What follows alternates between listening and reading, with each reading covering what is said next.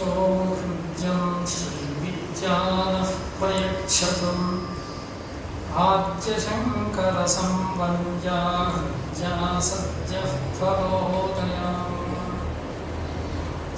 विद्योतमानाद्या श्रीविद्या पातु मां सदा वसुदेवसुतं देवं कंसचाणूरमर्दनम् देवकी परमानन्दं कृष्णं वन्दे जगद्गुरुं श्रुतिस्मृतिपुराणानामालयं करुणालयं नमामि भगवत्पादं शङ्करं लोकशङ्करम्.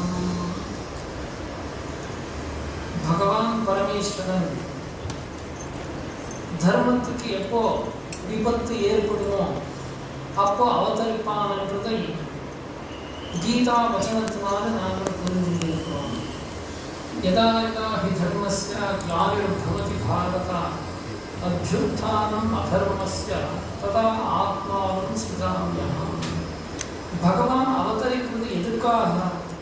தர்ம சம்ஸ்தாபனையுடன் பகவானுடைய மேலும் ரெண்டு காரியம் இருக்கிறது. பரித்ராணாய சாதுனாம், நல்லவரை காப்பாற்றணும். விநாசாய துஷ்கிருதாம், துஷ்ட ஜனங்களை தண்டிக்கணும். இந்த ரெண்டு உத்தேசத்துடன் தர்ம சம்ரட்சணைக்காக பகவான் அவதரிப்பான். பகவானுடைய முக்கிய அவதாரங்களிலே மகாவிஷ்ணுவின் தசாவதாரத்தை சொல்லணும். பகவான் திரேதாயுகத்தில் தர்மோத்தாரம் பண்ணணும், துஷ்ட நிகிரகம் பண்ணி சிஷ்ட பரிபாலனை பண்ணணும் என்று அவதாரம் பண்ணினார். அந்த அவதாரத்தை தான் நாங்கள் ராமாவதாரம் என்று சொல்றோம். பூர்ணாவதாரங்களில் ராமாவதாரம் ரொம்ப ஏற்பட்டது, பிரசித்தமானது. பகவான் ஸ்ரீராமர் அவதரிக்கும் போது வேதங்கள் எல்லாம் எப்படி இருந்தது என்று கேட்டால் அதுக்கு சொல்றார், வேதவேத்யே பரே பும்சி, வேதங்களாலே வேதாந்தங்களாலே அறியப்படும் பகவான் மகாவிஷ்ணு ராமராக அவதரிக்கும் போது வேத பிராச்சேதசாவாசி சாட்சாத் ராமாயணாத்மனா, வேதங்கள் எல்லாம் ராமாயண ரூபமாக பூலோகத்துக்கு வந்துவிட்டது. ராமாயணம் என்றது வேத சம்ஹிதம் என்று அதனால்தான் பேர் வாங்கியிருக்கிறது. இப்படி வேதவேத்தனான பகவான் ஸ்ரீராமர் அவதரித்தவுடனே உத்தேச காரியங்களை ஆரம்பிக்கவே இல்லை. அங்கெங்கே ஆரம்பிச்சுட்டு இருந்தார். விஸ்வாமித்திர ஆசிரமத்துக்கு போனார், அங்கே தாடகா சுபாகு முதலாளரை நிக்கிரகித்தார், அப்படியே திருப்பியும் வந்தார். தன்னுடைய பையனுடைய அற்புதமான பராக்கிரமம் ஜனானுராகம் பார்த்துட்டு தசரத மகாராஜனுக்கு தோன்றெடுத்து, நான் இத்தனை வருஷமாக ராஜ்யத்தை ஆண்டுண்டிருந்தேன், இனிமே ராமருக்கு அதை ஒப்படைத்து நான் விஸ்ராந்தியா இருக்கணும். அதனால் முதல்ல எவ்வளோ ராஜ்ய பட்டாபிஷேகம் பண்ணணும். மனசு வந்த உடனே குல புரோகிதரான வசிஷ்ட மகர்ஷிகளை கூப்பிட்டு தசரத மகாராஜனை உத்தரவிடுறான், ராமருக்கு பட்டாபிஷேகம் பண்ணணும் என்று சங்கல்பம் பண்ணிட்டேன். அவனுக்கு ராஜ்ய பாரத்தை கொடுத்துடுறேன், நீங்கள் நல்ல முகூர்த்தம் பாரும்போது. வசிஷ்ட மகர்ஷிகள் கேட்கணுமா? வசிஷ்ட மகர்ஷிகளும் ஜாபாலி மகர்ஷிகளும் வாமதேவ மகர்ஷிகளும் முதலான எல்லா பெரிய பெரிய வித்வாம்சரும் மகர்ஷிகளும் சேர்ந்து அற்புதமான ஒரு முகூர்த்தத்தை பார்த்தார். இந்த முகூர்த்தத்தில் பண்ணலாம் என்று. முகூர்த்தம் கிடைச்ச உடனே எல்லாம் கோலாகலமா ஆரம்பிச்சுட்டார். ஊர் மக்கள்களெல்லாம் வீட்டுக்கெல்லாம் எல்லா உற்சவம் ஆரம்பிச்சுட்டார். எங்கே பார்த்தாலும் ரங்க ரங்காக இருந்தது. தோரணம் எல்லாம் கட்டினார். ஊருடைய சுரூபமே மாறிவிட்டது, எல்லாம் ஆயிடுது. இன்னும் அடுத்தது ராமருக்கு நாளைக்கு பட்டாபிஷேகம் எல்லாரும் காத்துட்டு இருக்கிறார். ஆனால் அதுவரை அந்த அயோத்தியாவில் சந்தோஷ சம்பிரமம் இருந்த ஒரு சூழ்நிலை க்ஷணத்துக்கு மாறிடுச்சு. உடனே அங்கே எல்லாம் சோகம். ஏன் கேட்டால் பட்டாபிஷேகம் இல்லை, ராமர் வனவாசத்துக்கு கிளம்புறான். எல்லாரும் அவனோடு எதிர்பார்த்துட்டு இருந்த பட்டாபிஷேகம் இல்லைன்னா எப்படி ஆகும்? ஆனால் ராமர் ஸ்திதப்படுத்தினா இருந்து பரவாயில்லை என்ற நிலைமையில இருந்து அதை மனசுக்கு வச்சுக்கவே இல்லை. சீதா லக்ஷ்மணருடன் பட்டாபிஷேகம் இருந்து போன அந்த க்ஷணத்தில் அங்கே இருந்து கிளம்பிட்டார். ವಸಿಷ್ಠ ಮಹರ್ಷಿಗಳು, ಜಾಬಾಲ ಮಹರ್ಷಿಗಳು, ವಾಮದೇವರು ಎಲ್ಲರೂ ತಯಾರುಗೊಂಡಿದ್ದ இந்த பட்டாபிஷேகம் ராமருக்கு நடக்கவே இல்லை. அங்கேருந்து ராமர் வனவாசம் ஆரம்பிச்சுட்டார்.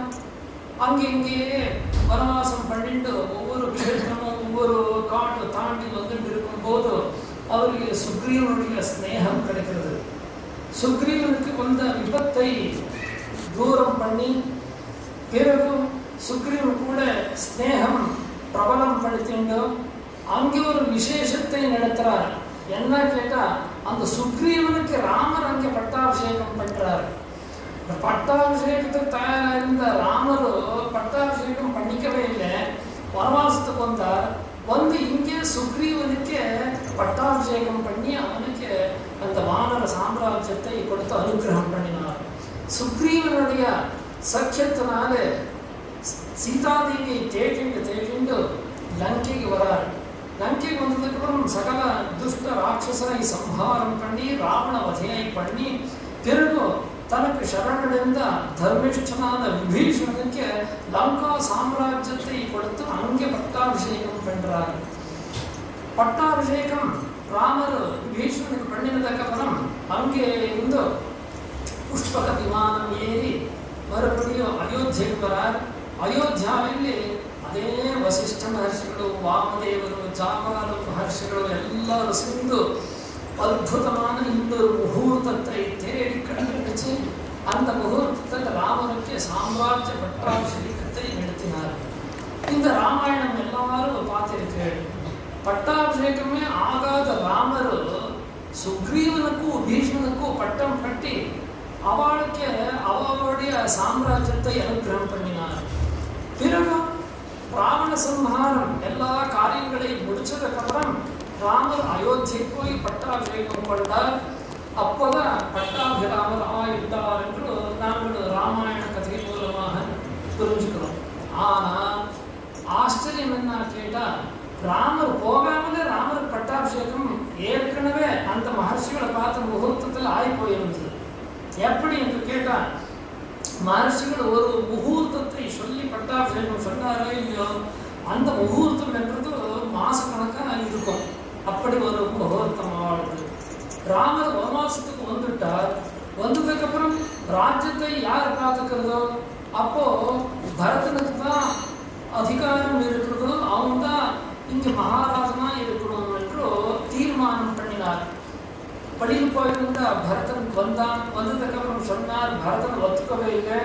அண்ணனுக்கு சேர வேண்டிய சாம்ராஜ்யம் எனக்கா என்று அண்ணனை நான் எப்படியாவது சொல்லி கூட்டிட்டு வரேன் என்று அண்ணன் எங்கே இருக்கிறாரோ போறேன் என்று சித்திரக்கூடத்துக்கு வரார்.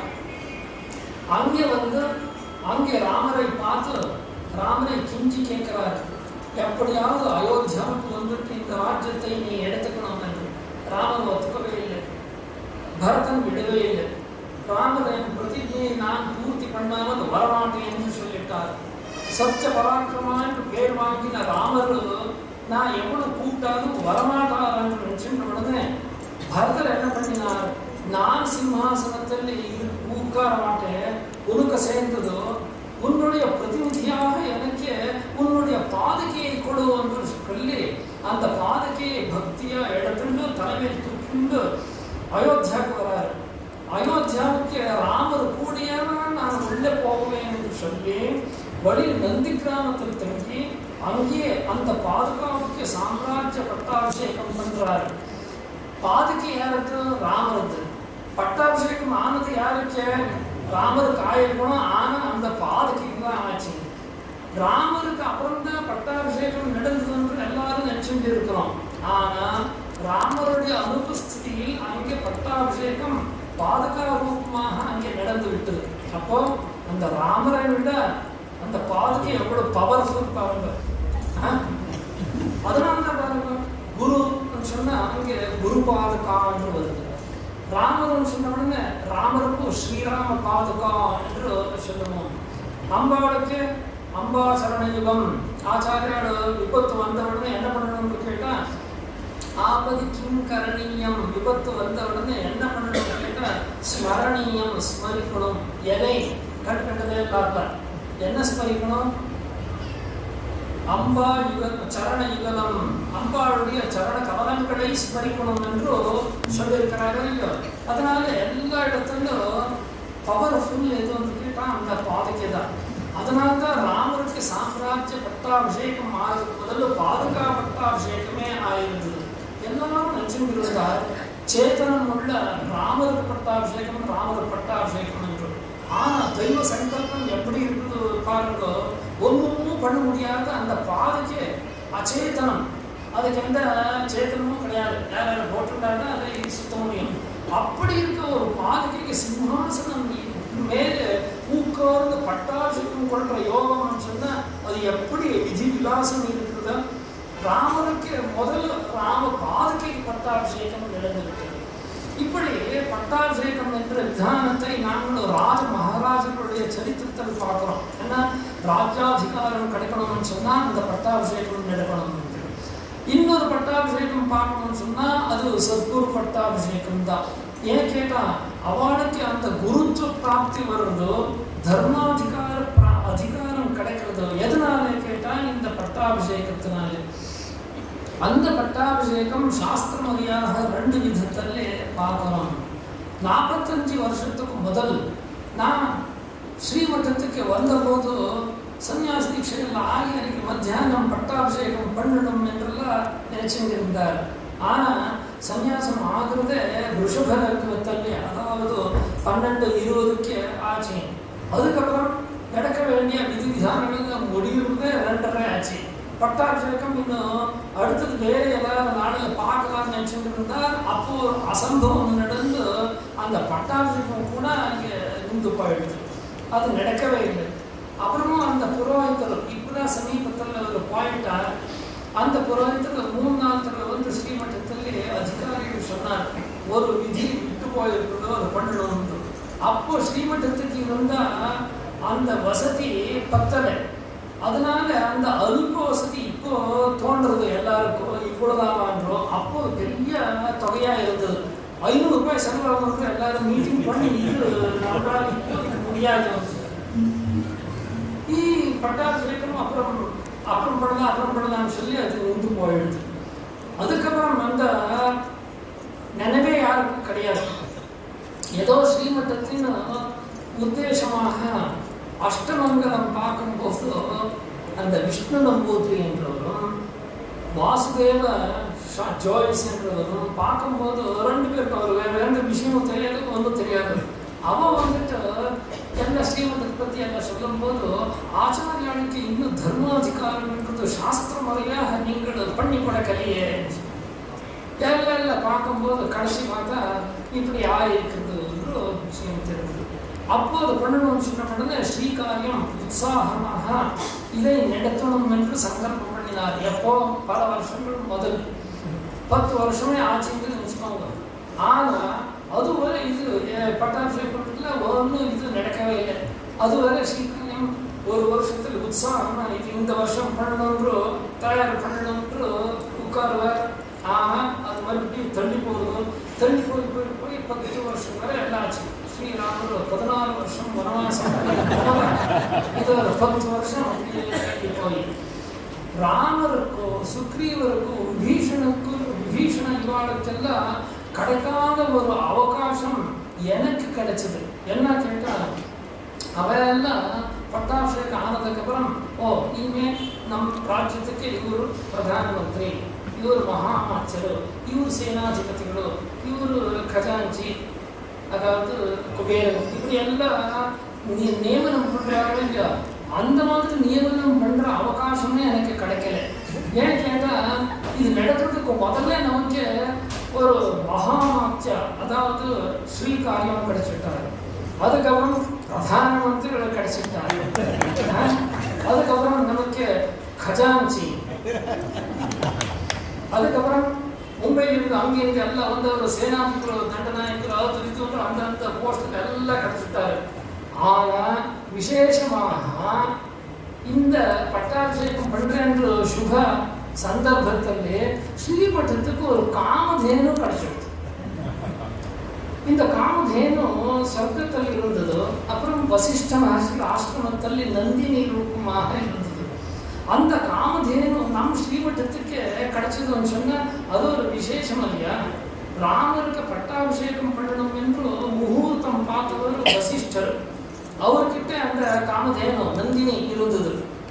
அதுக்கப்புறம் அந்த ராமருடைய நினைவோடு ஸ்ரீராமச்சந்திரனுடைய பேர் வச்சுருக்க என்னுடைய குருநாதனுடைய இடத்துக்கு வர்ற நான் அங்கே வரும்போது காமதேனு இல்லைன்னு சொன்னா எப்படி? அதனால அந்த காமதேனும் நமக்கு கிடைச்சிடுச்சு. காமதேனு இருந்தது ரெண்டு இடத்துல, ஒரு சொர்க்கத்துல இன்னொரு வசிஷ்டர் ஆசிரமத்தில்.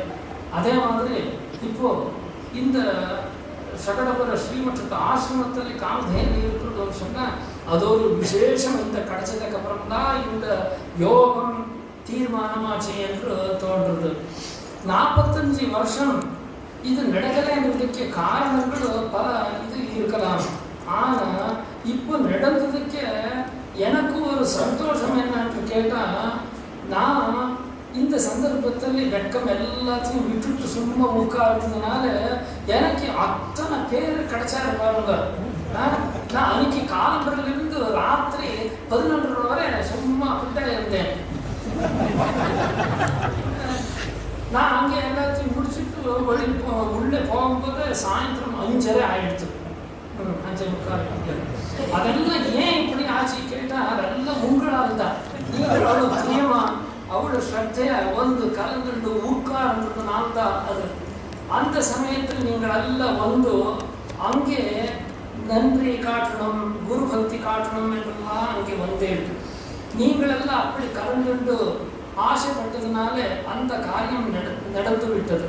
ஆனால் அதுக்கும் முதல் பண்ண வேண்டிய ஒரு காரியம் என்னது மிச்சம் இருந்தது. அப்பவே நான் பண்ணியிருக்கணும். அது சமயாவகாசமே வரவே இல்லை. அதனால இப்போ அதை பண்ணணும் என்று சங்கல்பம் பண்ணி கிளம்பினேன். எதுக்கு கேட்டால், இந்த பட்டாபிஷேகம் நடக்கும்போது முதல்ல தேவதா தர்சனம் என்று இருக்கும். அந்த தேவதா தர்சனம் நான் ஸ்ரீமಠದಲ್ಲಿ முறையாக முதல் நாள் பண்ணினேன். ஆனால் முதல்ல என்னுடைய குருநாதர் பிரதிஷ்டை பண்ணின அம்பாள் தர்சனம் பண்ணியிருக்கணும். ஸ்ரீமಠத்துக்கு வந்திருக்கிற ஆஞ்சநேயர் தர்சனம், மகாலட்சுமி தர்சனம், இது எல்லாத்தையும் பண்ணிட்டு அப்புறம் அந்த காரியக்கிரமம் ஆரம்பிச்சிருக்கணும். அதுக்கு அவகாசம் இல்லைன்றதுனால இது முடிஞ்சதுக்கப்புறம் தரிசனம் பண்ணுறோம்னு சங்கல்பம் பண்ணினோம். அந்த சங்கல்பத்தோடு நாங்கள் இப்போ அம்பாளுடைய தர்சனார்த்தமாக இங்கே வந்தோம். எப்படி அங்கே ராமச்சந்திரனுக்கு புஷ்பக விமானம் கிடைச்சதோ அதே போல ஸ்ரீமಠத்துக்கு இந்த தடவை பரமஹம்ச ரத்தம் கிடைச்சிருக்க. அது ஏன் முதல் அம்பாளுடைய தரிசனத்துக்கு தான் நான் இங்கே வந்திருக்கிறேன். இப்படி வந்தபோது இங்கே மறுபடியும் இந்த மாதிரி ஒரு புஷ்பாஞ்சலி பண்ணணும் என்றெல்லாம் நீங்கள் சங்கல்பம் பண்ணி இதெல்லாம் புஷ்பம் எல்லாம் வேஸ்ட் பண்ணியிருக்கிறேன். உங்கள் ஆசையை நாங்கள் கவனிக்கணும் இல்லையா? அதனால தான் சும்மா உட்கார்ந்துருந்தேன். எப்பவும் ராஜ்யாபிஷேகம் ஆனதுக்கப்புறம் ராஜ மகாராஜர்கள் முதல்ல எதாவதாரோ உத்தரவு கொடுக்குறாரு. இப்போ நடக்குது பாருங்க. முதல்ல பிரதான மந்திரியா பதவி ஏற்றுன்றத முதல்ல ஆர்டர் பாஸ் பண்ணிட்டார். ஆனா இதுவரை நான் அந்த மாதிரி எந்த ஆர்டர் பாஸ் பண்ணவே இல்லை. பார்த்துட்டு இருக்கிறேன். இங்கே 4 நாள் இருக்கிறதுனால அப்போ ஒரு நாள் அந்த மாதிரி ஒரு ஆதேசம் வரப்போகுது. எதுக்கு கேட்டால் அதெல்லாம் தர்ம விருத்திக்கு, நம்முடைய இந்த ஆஸ்தான விருத்திக்கு.